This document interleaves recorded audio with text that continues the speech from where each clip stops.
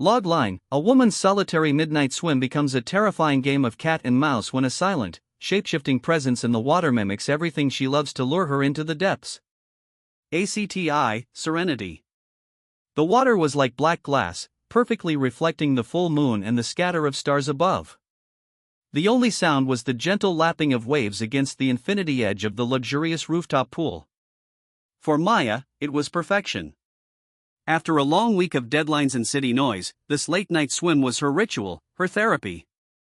She dipped a toe in, then slid in completely, the cool water a shock that quickly turned into a soothing embrace.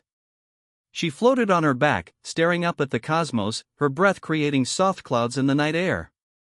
The world was asleep. She was utterly, blissfully alone. She dove under, swimming the length of the pool in a smooth, practiced freestyle. Opening her eyes underwater, the world was a dark, blurry blue, the pool lights off to preserve the magic of the moonlight.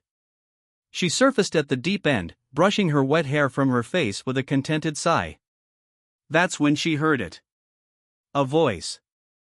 Muffled, as if coming from underwater. Maya. It was her name.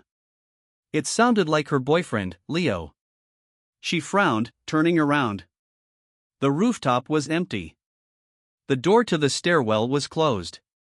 Leo, she called out, her voice echoing slightly in the quiet night. Is that you? Very funny. Silence. She shrugged it off. A trick of the wind, or her mind playing games. She pushed off the wall to swim back. ACT2, the mimic. As she glided through the water, something brushed against her leg.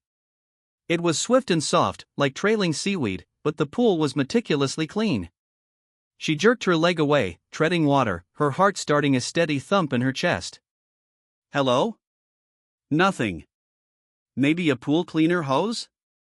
She thought, trying to rationalize. But the feeling had been deliberate. She decided to get out. The serene mood was broken. As she swam towards the steps, she heard it again, clearer this time. Babe? I'm here. It was Leo's voice, but it was wrong. It was flat, emotionless, like a recording played back through water. It was coming from the deep end. She turned slowly, her breath catching in her throat. The water at the far end of the pool was perfectly still. And then, a few bubbles broke the surface. Then a few more. A shape began to rise from the depths. It was a head. It had Leo's hair, his general shape. But the face was blurred, watery, featureless except for two dark pits where eyes should be. It was a thing made of pool water and shadow, holding a form that was almost human. Maya froze, a scream trapped in her throat.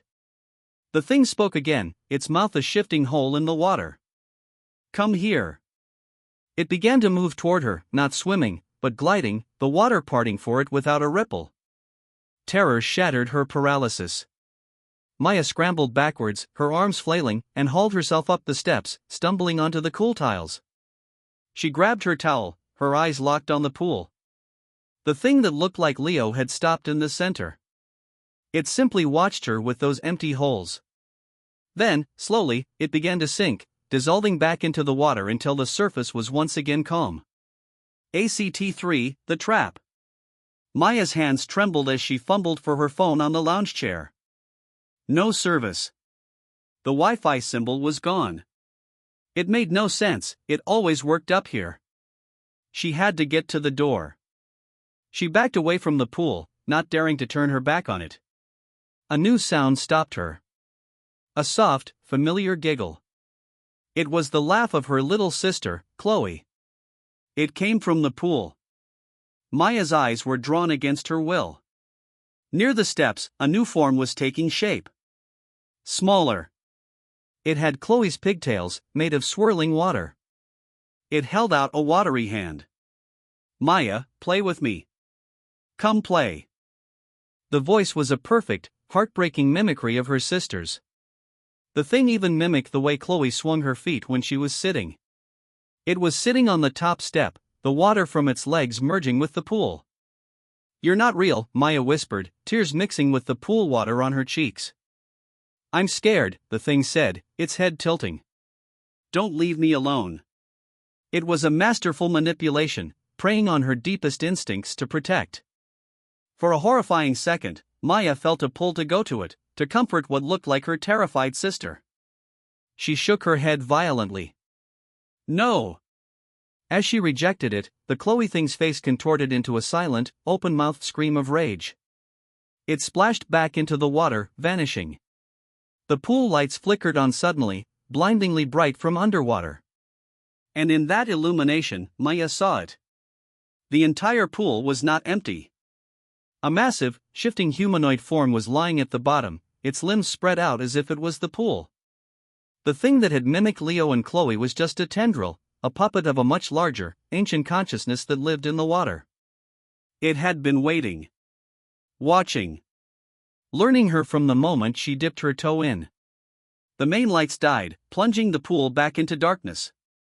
A final voice came from right behind her. It was her own. It's easier just to get in. She spun around. Nothing was there. But her phone was gone from the chair. She heard a soft plunk from the center of the pool. ACT-4, the offering. The rooftop door was too far. The thing in the water was everywhere. It had her phone. It had her voice. It had everyone she loved. She was trapped. She sank to her knees, sobbing, defeated. The water in the pool began to still, becoming a perfect mirror once more, reflecting the moon and her own terrified face. And then, her reflection smiled back at her. A smile she wasn't making. The reflection lifted a hand, its finger curling, beckoning her to come closer. A profound emptiness washed over Maya. The fight left her body. The fear was replaced by a deep, hypnotic pull. The water looked peaceful again. Serene. It promised an end to the terror. Slowly, mechanically, Maya stood up. She walked to the pool's edge, her eyes vacant, fixed on her smiling reflection. She took a step down the stairs. The water was warm. Inviting. Another step. Then another, until she was submerged to her waist. Her reflection reached out. She reached out to meet it. Her fingers touched the water's surface. Instead of breaking the reflection, her hand met another hand cold and solid beneath the water. It gripped her wrist with impossible strength. Maya's eyes widened in a final moment of clarity and sheer terror as she was yelled violently under. The water churned for a moment, then stilled. A few final bubbles rose and popped on the surface. The pool was once again a sheet of black glass, perfectly reflecting the uncaring moon.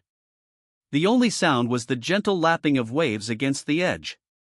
She was not alone. And now, she never would be.